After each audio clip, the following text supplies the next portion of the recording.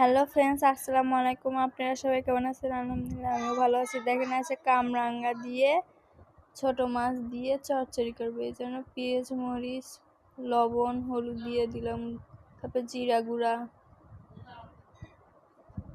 তারপর তেল দিয়ে দিব।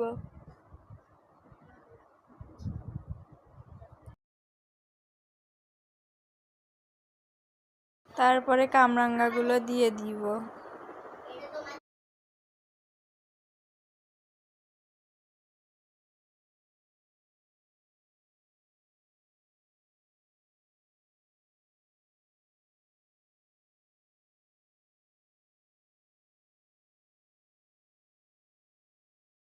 তারপরে মাছগুলান দিয়ে দিব।